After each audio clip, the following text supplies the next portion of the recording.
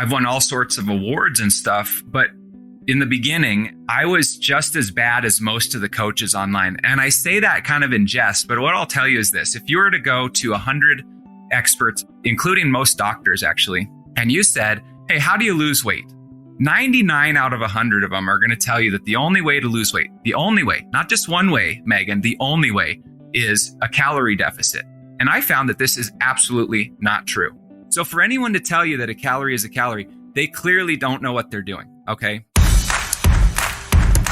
Welcome to the Anthropology Podcast. I'm your host, Meghan Walker. As a former naturopathic doctor and anthropologist, I align the intersection of personal performance, purpose, and innovative thinking in badass women working to change the world as entrepreneurs and go-getters. Anthropology is the study and science of what makes an entrepreneur think, feel, and perform in a path compelled by a vision for helping others, solving problems, while building a life on your own terms. Together, we are exploring the health, mindset, and strategies that distinguish the world's best entrepreneurs. This is the Anthropology Podcast. Welcome to episode 257 of the Anthropology Podcast. I am your host, Meghan Walker, and true to form in 2022, let's talk about something a little bit taboo. Now, there was a time and place where looking at and addressing and speaking to this idea of optimizing body composition or weight or any of these different elements, gosh, no one considered that taboo. But there has been an appropriate pushback in the health and wellness industry of late around this notion of diet culture. And so before we even jump into these pieces, I want to be really clear that what we are talking about today is actually the metrics of health and gaining control over your body. And one of the challenges with this notion of diet culture is that it takes away our control as autonomous beings. We are forced into, in many cases, taking on lifestyle decisions that don't necessarily move us closer to health as we chase a single metric, which is weight. And my guest today, Stu Schaefer, is going to share through his personal story and his experience in training individuals around the world, the challenges with diet culture, and where we can go instead. Where we can go instead in a manner that is in alignment with our own physiological optimization, that is in alignment with this mindset and this idea that controlling your weight and a desire to control your weight is actually symptomatic of your desire to actually just start to gain control of your health or body. And when we can't control our weight, we feel like we're losing control of all of these pieces because it is a metric that is so front and center to how we live our lives. And it has been placed and made so analogous to a state of health in and of itself. And so what we're going to do today, Stu and I, but mostly Stu, is we're going to explore an alternative way that is not about diet culture, that is about harnessing our inherent physiology, how we optimize it, and how in many cases we're able to lose weight alongside these positive choices. I'm super excited for you to have the opportunity to meet Stu Schaefer. Let's jump into it now.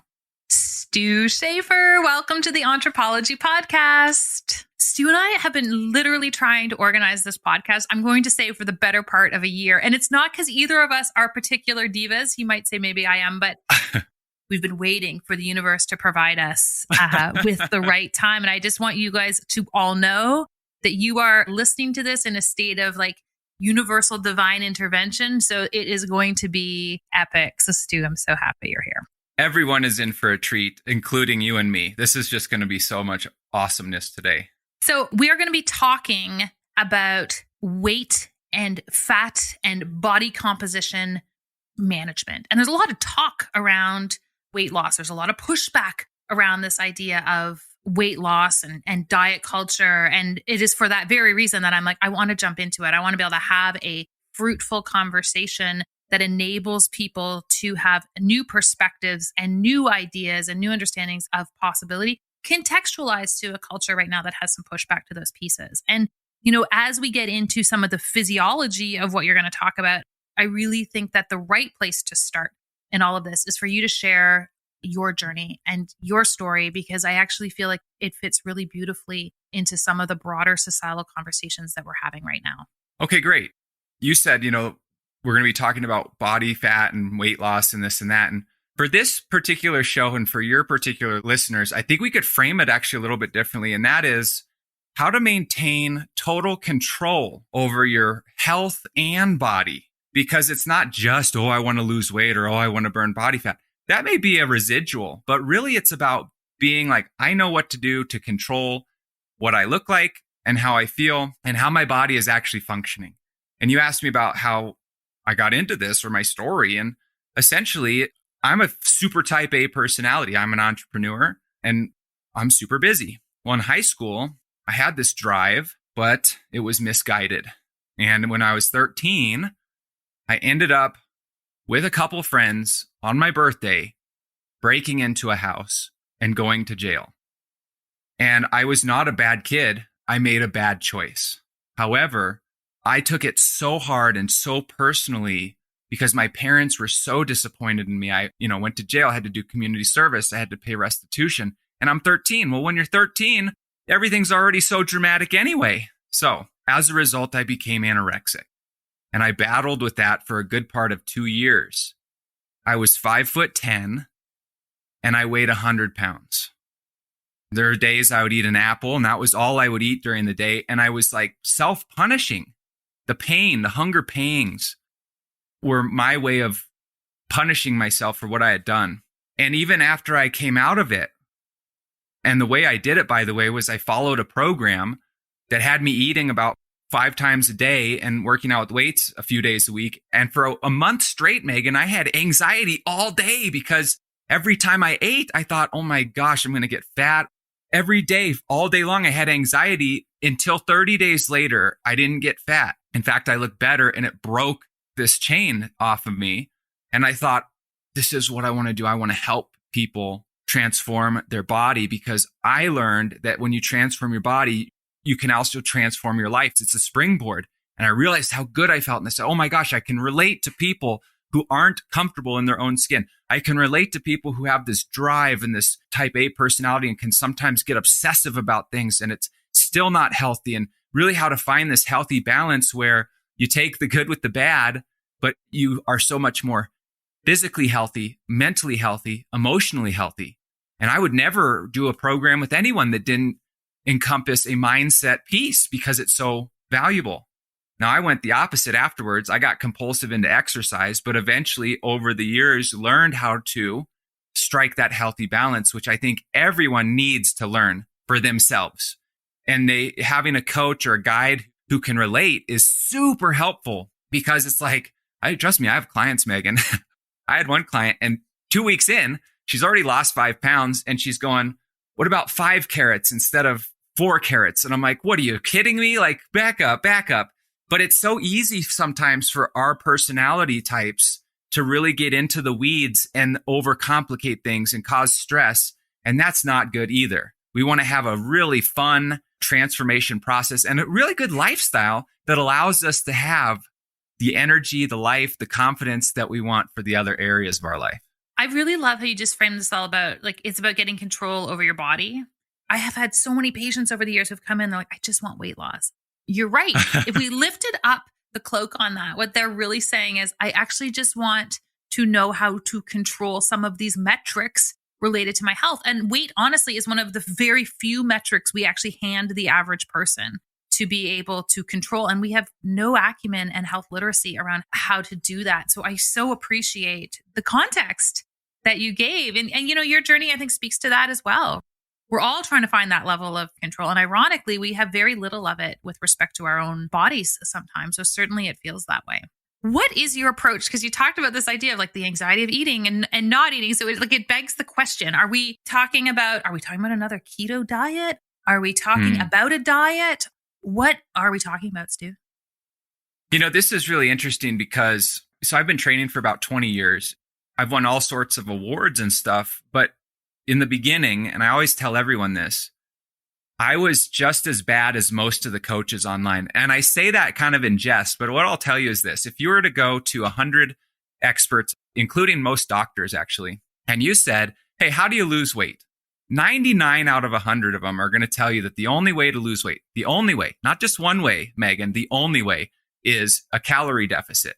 And I found that this is absolutely not true. The truth is this. Different foods have different chemical reactions with your body. They impact your hormones differently. Even different types of carbohydrates have different chemical reactions in the body. So for anyone to tell you that a calorie is a calorie, they clearly don't know what they're doing, okay?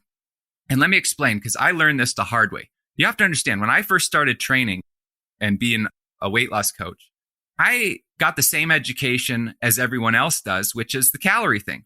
And I had this client named Ashley come to me. This was probably in 2009. I was sitting in the gym where I worked. It was a health club, finishing up my lunch. There's a knock on the door. I look up. Ashley's there, panting, sweaty. She just finished a workout. And she goes, "Are you a trainer?" I said, "Yeah." She goes, "I noticed something about you." I go, "What's that?" She goes, "Well, you have all these clients, and I've been watching you for the last several months, and all your clients are losing weight. And all these other trainers here, their clients aren't." Now, I was a little arrogant at the time. Forgive me. I was in my 20s. Okay. We all go through the phase. And I said to her, "Oh, well, that's because I know what I'm doing. So I get results." She says, "Well, I need to lose 30 pounds. And I've tried everything. I've tried Atkins." You have to remember, this was 2009. "I've tried Atkins. I've tried paleo. I've tried South Beach. I've tried the Zone Diet. I've tried everything you could think of." And I go, "No, trust me. I can help you." Well, I assumed she's either eating more than she says she is, or she's eating too much, or she's not exercising enough. So I said, perfect. She signed up with me, and I tried all the normal stuff: calorie restriction, even extra water, exercising an hour a day. And at the end of 4.5 weeks, she hadn't lost a single pound. Okay, she's devastated. She's crying. I'm thinking to myself, I'm a failure. I might as well give up on this whole profession. Everything I thought I knew, I don't know. What the heck is going on here? And I looked across from her at the desk and I said, "Ashley, look, I promise you we'll figure this out, and I will work with you for free until we do, because I don't like to fail. I have that obsessive personality." So I went on a research spree, Megan. I started looking at everything. Well, 2 weeks in, I figured out what was going on. There's something called repressed metabolic syndrome, RMS. And what that is when a person diets too often, for too long, too much, restricts calories, over-exercises, over-stresses, their metabolism essentially shuts down. Their body shuts down. It goes into what's called a catabolic state. And instead of burning fat, they actually burn muscle and store fat, the opposite of what all of us want. Okay, well, fine. I said, okay, this is what's going on. This is why more calorie restricting isn't working. There's only one way to get out of this, and it's called putting your body in the thermogenic state. What that entails is actually eating more, exercising less. And what that does is it fires up your metabolism and puts you into this thermogenic state. And when you go into the thermogenic state, 5 things happen that I found in this order. Number 1, your energy goes through the roof. Number 2, your body starts burning fat like a furnace. Number 3, your appetite normalizes. You start getting hungry in the morning. You get hungry when it's time to eat. You're not hungry when it's not time to eat. Your cravings vanish because you're not restricting anything. And your hormones normalize. In this order, by the way. The first thing that normalizes is your insulin and blood sugar. Then your cortisol normalizes. Then your thyroid normalizes. And once those big 3 normalize, and there's a couple others that do too, ghrelin, leptin, those 2 also do. But once those big 3 normalize, then your sex hormones normalize: estrogen, progesterone, and testosterone for both men and women. And you're like a whole new person. You sleep better, everything. So I go to Ashley and I say, "Ashley, I figured out what's going on with you. And we need to eat more and exercise less." And she looks at me like I'm crazy. Like, "What are you, nuts, Stu?" She's, "I can't lose weight eating 1,000 calories a day. You're telling me I need to eat, 50% more? And I'm working out between 60 and 90 minutes a day. Do you want me to work out 30 minutes a day? Are you nuts?" And I said, "Trust me." I showed her what I found. I said, "Let's do it for a week. Let's do it for a week. And if it doesn't work, we'll cut it." Okay, at the end of the week, she lost 2 pounds. I'm like going, this is fantastic. She's not convinced, because in the past, she would lose 3 to 5 pounds, but then she'd gain it back, and then she'd gain more over the course of a year. And that's why she had slowly gone up. So the next week, she loses another 2 pounds. And every week thereafter, for about 12 weeks, she lost between 2 and 3 pounds. And at the end of 12 weeks, she lost a total of, I think it was 36 pounds. So she ended up averaging about 3 pounds of fat loss per week. This was eating more and exercising only 30 minutes a day. And she looks at me like, "How did this happen, Stu?" And I said, it's because we've got your body back into the thermogenic state. We reset your body. We got you out of this repressed metabolic syndrome. And I will tell you, Megan, when I come across clients, 8 out of 10, especially women, more women than men, but 8 out of 10 say, I think something's wrong with my hormones. I'm hitting perimenopause. I'm hitting menopause. My metabolism is slowing down. That's not what it is. It's repressed metabolic syndrome. And I've had clients, women in their 40s, 50s, 60s, even 70s, by the way, who are convinced that they can't lose weight. They've been trying not for a year, not for 2 years, for 8 years, 10 years, 15 years in some cases, and they can't lose a pound. And then when we work together, they'll lose 20 to 30 pounds in 12 weeks. I had one of my clients on my podcast named Kathy, and she said, Stu, I've never eaten this much before in my life, and I've never lost this much weight. I said, Kathy, say that again. I think I misheard you. She goes, no. I've never eaten this much, and I've never lost this much weight. What about those people who have never, they don't have a history of doing all the weight loss pieces? They're just in their 40s, and they're like, you know what? Things have been creeping up, or things have been creeping up since I had kids. Yeah, I'd be happy to drop 5 pounds while simultaneously engaging in health behavior change.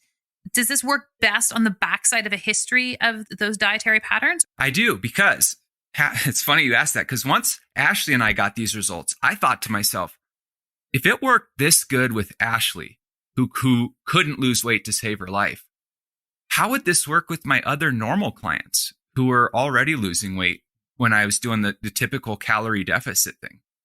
Let's find out. So I tried it with them. It worked twice as good, because they said, Stu, they started losing weight faster than when they were in a calorie deficit. And then they said to me, this is awesome, Stu, because I'm never hungry. I'm never tired. I don't have cravings.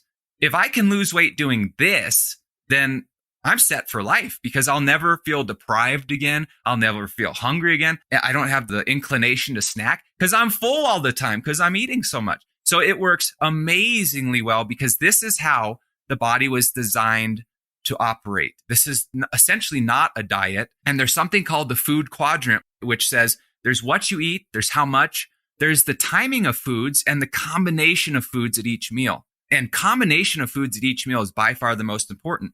And then the timing, and then what you're actually eating. But the least important is how much.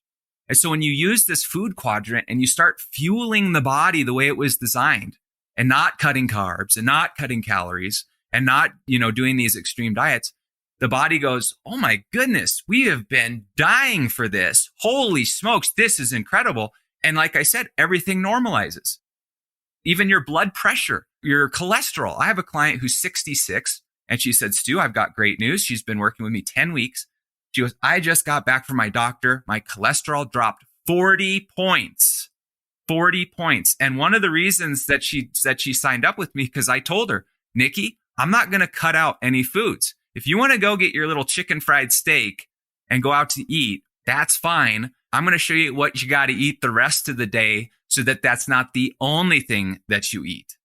And she goes, this is Oklahoma talk, I guess, but she goes, Stu, I just got to tell you, I'm tickled pink, because everything you told me, we've done. And I got to tell you, I didn't believe that we were going to do that when I first signed up. But sure enough, she's lost, I think, 15 pounds of body fat and cholesterol 40 points down.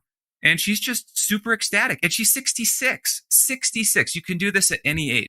Are there thermogenic vices? Are there things that you're like, okay, notwithstanding this piece and notwithstanding the calorie things, if you're still going to eat fill in the blank, or you're still going to do fill in the blank, we're not going to see the same types of results? Okay, I would be lying if I said you could eat anything you wanted. You're not going to lose weight if you're eating pizza and ice cream all day. Well, then forget it. The conversation is over. It's over? All right. Done. Well, you had me until that. Okay. But what I am saying is everything you do should hit a sweet spot. This is something I see with my clients all the time, is they think I'm not good at doing programs. This is what they tell me. I don't have enough willpower, or I'm not good at sticking with something. That's not the case. What's really happening is they've tried other programs, and most programs are bad programs, and most coaches are bad coaches. And let me tell you the difference.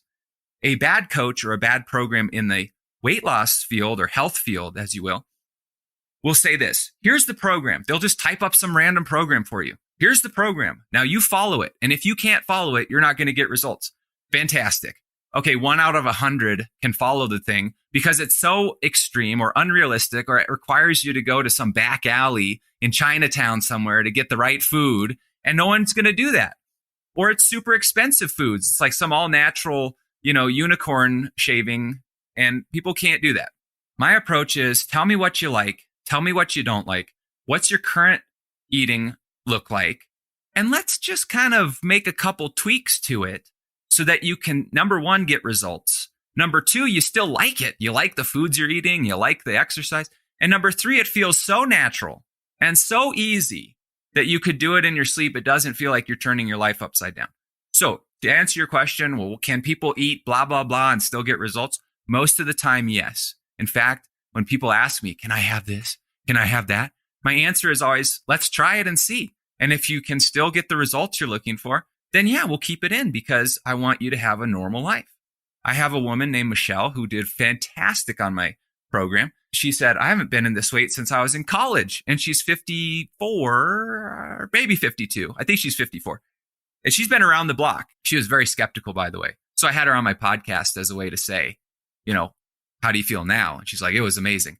And she said, look, I could have a date night, go out with my husband and get drinks and dessert, and I'd still lose weight. I'd gain a pound the next day, and then the next day it'd be off. Because when you're in the thermogenic state, your body actually starts burning fat easier.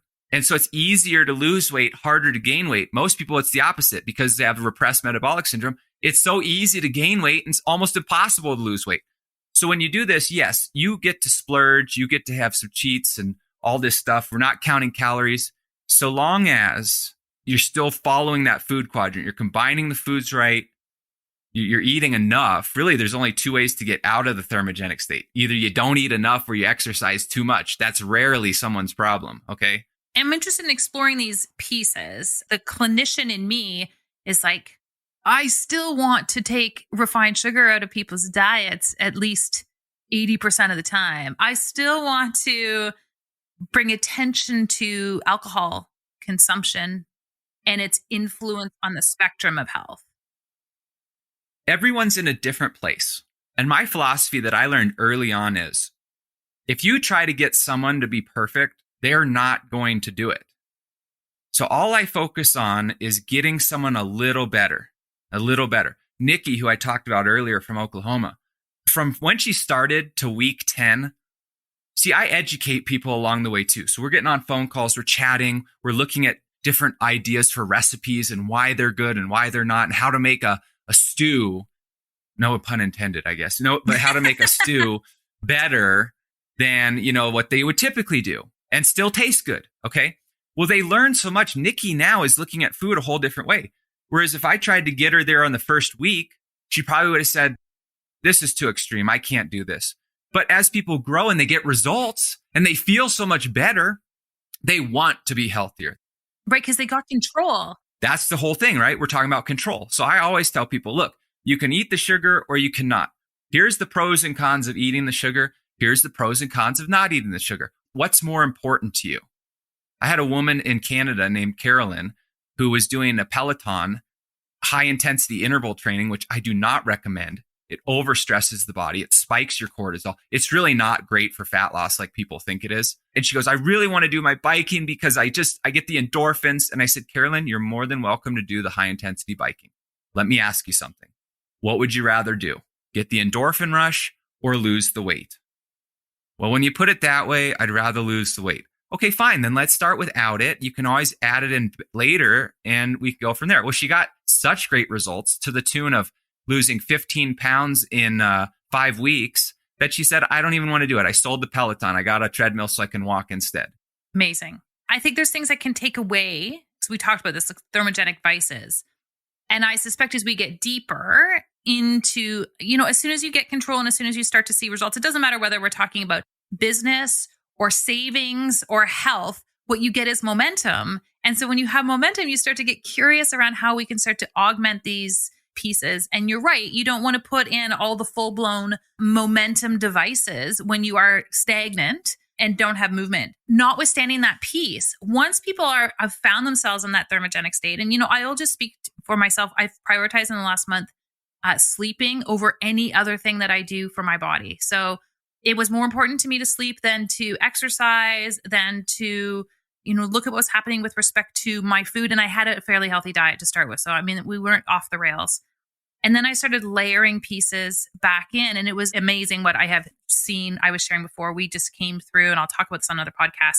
Our whole family had COVID and we're by and large asymptomatic. Like, there's so many things we can do. So let's assume now we have someone in momentum with respect to their thermogenic state.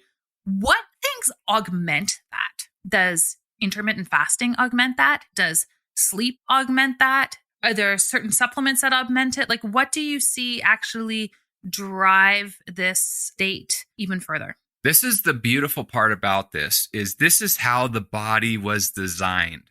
So you don't have to do much. The power in this is the simplicity and the effectiveness. I'll give you an example. I've been doing this now since 2009, since I figured it out. I eat between 3,000 and 4,000 calories a day just to maintain my weight, and I have a six-pack all year long. I can go out to eat. I eat sushi. I'll eat burgers. I'll make pizza. I have hot dogs, hamburgers. I mean, not all day, every day, but once you get into this state, this is the state the body likes. So you don't have to, quote unquote, augment it. I always tell my clients, look, the longer you do this, the better you get, the faster you burn fat. Unlike most diets where the longer you do it, the harder it gets. We don't do fasting. I don't recommend fasting at all. Definitely not the way most people do it, which is, every day. I don't do keto. I don't restrict any foods at all, ever. No food groups. The only time I would, now this I do want to mention, the only time I would is sometimes, mostly women, sometimes men, will come to me and they either have one of three things going on: an autoimmune, typically Hashimoto's, a thyroid issue, which is mostly caused by keto, and I can explain that if you'd like, or a gut issue. Okay, SIBO, candida, leaky gut, one of those things. And in that case, I'll do what I call high-risk protocol, which over the last 20 years, I found that there's probably between 20 and 30 foods that you would never guess that are high risk for people with either autoimmune, gut issues, or thyroid issues. I'll give you an example of a couple of these foods: kale, spinach, broccoli, almonds, cherries, certain weird things like this, obviously nightshades. And so what'll happen is several people that have Hashimoto's. And so what we would do is we would go in with the high risk protocol without these foods. And they would say, oh my gosh, I just lost 5 pounds in the first 2 weeks. This is incredible. I feel great. And then we would just add the foods back in one at a time. Not a full elimination diet, but just being a little bit more methodical about it. And we would find out really quick which one it was. I have one gal who has Hashimoto's. Broccoli was preventing her from losing weight. I have another gal, her name's Kathy, the one I told you about earlier, who said she's never eaten so much. Tomatoes and hummus were preventing her from losing weight. I have a client in London. Black tea was preventing her from losing weight. I have a client who almonds caused weird hormone issues with her body. But when you do it more systematically, you can spot it really quick. And these are foods you'd never guess. I mean, these are healthy foods, right? Not necessarily, not if you have one of these issues. And so to answer your question, you don't really augment it. That would be kind of a one-off if you had a high-risk person. But obviously, if you get good sleep, it's going to help. Okay, you're going to optimize your hormones. You're going to optimize your blood work. Being in the thermogenic state will help optimize that to begin with, which will lead to better sleep. I have another client in Canada named Brenda. She was the no carb kind of woman. In fact, when I said, we're going to have to eat a lot more carbs, she goes, no, I don't want to. I blow up like a balloon. And I said, trust me. Well, she's down 3.5 inches around her waist. And about 4 weeks into it, we were on a call and I said, how was your weekend? She goes, oh my gosh, I don't remember the last time I slept this good. Saturday and Sunday, both days, I actually woke up to my alarm clock. I don't remember the last time that happened. She goes, I'm no longer moody during the day. My energy is just constant. And I said, this is a good sign. This means your sex hormones are balancing out. We've gotten your thyroid, your cortisol, your insulin balance. Now that's giving your body enough chance to balance its other hormones. Then you sleep better. So it kind of naturally flows. Water consumption is obviously very important. I do like 2/3 of your body weight for a day. But other than that, there's no weird things like fasting or this or that. In fact, what I'll tell you is most of my clients, after a period of time, we have to increase their calories because their body starts burning even faster. They'll hit a plateau and they'll go, I hit a plateau, Stu. I go, yeah, I need you to start eating more. No, Stu, you don't know. I said, I'm not losing weight. I know what you said. I need you to eat more. And then they'll lose 2 more pounds. And they're like, how does this work? I go, cause your body's speeding back up. You've been starving your poor body, you know? Yeah. And it's this notion of starvation and that health has to be hard that I think is this misleading piece. It's making health inaccessible for people because we're carrying forward this limiting idea and limiting belief. What does it look like, Stu, when someone works with you? Like, we're online right now. I know you've got clients all over the world. Like, how does that experience play out for people? There's different levels, but the one that most people do is essentially we set them up with a couple of special apps. One app is for the food. The other app is for all the exercise, shows them exactly what to do and how to do it and when to do it. And so they have a nice schedule. They can change it around. So it's got some flexibility in there, but they've got a nice structure. And then we come up with the nutrition plan together so that we hit that sweet spot where it works, they like it, and it feels easy. And then each week we get on a private phone call. We assess. I can see what they're eating. We assess everything. How did it work? And we make tweaks. Either we're going to tweak it because it's too hard, it's not fitting their lifestyle, or we're going to tweak it because the results were a little bit off. Or everything's perfect and we're going to add variety, recipes, what to do if you go out to eat, what to do if you're on vacation, what to do if you're traveling, what to do around the holidays. Essentially, it's to set someone up to be able to, and this is what I say, I want every one of my clients to forever be in total control of their body and to understand how it works so they never get sucked in to another diet trend or anything like this, and it should be easy and it should be fun and they should always know what to do. And then in addition to that, we do a couple of group calls per week. And I usually text message them every single day just to check in. They have unlimited access to text me if they have questions. And a lot of people will text me a nutrition label of something and say, hey, what do you think about this, Stu? I'll say, yeah, that's great at lunch or that's great at breakfast. I wouldn't do it for dinner or this or that. Perfect. That's what I thought too. Okay, great. And over the course of the 12 weeks is generally the minimum I work with someone. Over the course of the 12 weeks, they get like a PhD in body control, and health optimization. And it's so fun. And I keep it light. I'm not a dictator, which I don't think any coach should be. And we do a lot of mindset work because that, in my opinion, is probably the most important piece. The nutrition is really vital. Weight training is more important than cardio. Cardio is the least important, but above all else is mindset. Having the right attitude, thinking right so that you actually do the right things in the right way. So you get results in a fraction of the time with fraction of the effort. I absolutely love this and is a gateway for people being able to start to gain control over their body. I really appreciate how you've made this so accessible for people. It's not complicated. It's not your 25-page protocol. It's not, all of these different elements and alarms going off and the dogma of health and diet. I'll tell you, it's taken me 20 years to simplify this thing. Because when I started, it was complicated. And what I would find out is if it's complicated, they ain't going to do it. They're going to quit. They're going to get too confused. It's going to be too frustrating, too hard, whatever. And so I would say, okay, I think I got it. I think this is so simple. Of course, I had 10 years. So it was simple to me. And then they'd say, I'm confused about this. Okay, back to the drawing board. Okay, this is simple. So I got it down to it's one page. One page. That's it. Here's how you do it. Here's how you combine the right foods. Here's how you time your foods correctly. Here's how you make sure you're getting the right foods and how to cheat. And if you're going to cheat, how to do it so you don't mess with your body. If it is alcohol or it is sugar or whatever they're going to eat. And I have a client right now in Colorado, in my home state. I actually have not met her. We've just been doing it virtually. She's lost, I think, 10 pounds in 4 weeks or something like that. And I was on a call with her and I said, Melissa, how's everything going so far? She goes, Stu, you are a man of your word. This really is easy. I'm eating a lot. It's no brainer to do this. And I'm losing weight like crazy. This is fantastic. I mean, that's just what I get off on, I'm just going to admit it. When clients succeed like that and they say that, I'm like, yeah, fist pumping, and that's what I love. Amazing. Well, I love the work that you're up to.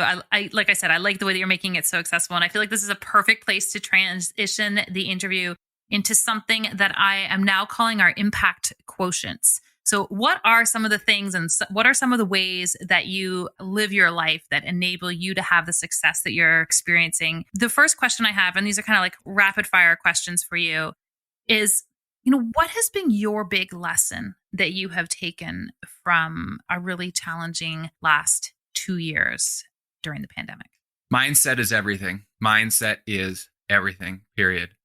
Done. You've got this rapid fire thing set. And I love that. How would you describe your purpose? My purpose is to help people transform their body so that they can transform their life and create a life worth living. What secret skills do you possess that make you successful at the work that you do? I'm very methodical. I can spot things that everyone else overlooks, these seemingly insignificant things. I can see them. I can inspire people very well, motivate people very well. I think it's just because I love what I do so much, and I'm just a nerd out on it. Last question for you. Entrepreneurship. Are we born this way, or do we learn to become entrepreneurs? I think either. Some people are born into it and they just follow that track. And some people, they get sick and tired of whatever their life is. They can turn their back to that. It goes back to mindset again. Anyone can learn to be an entrepreneur and develop the mindset, but it does start with the mindset. And that's what everyone needs to learn how to develop. Stu Schaefer, you are a gem helping so many people. Where can I send people to learn more about the work that you're doing in this world? And I know you've got some pretty cool stuff that my audience can access as well. So everyone listening to the show, I'm going to give you access to my masterclass, my fat loss blueprint, and my thermogenic weight loss quiz for free. Amazing. We can create a nice, pretty link for them, Meghan. So StuSchaefer.com/Meghan Walker.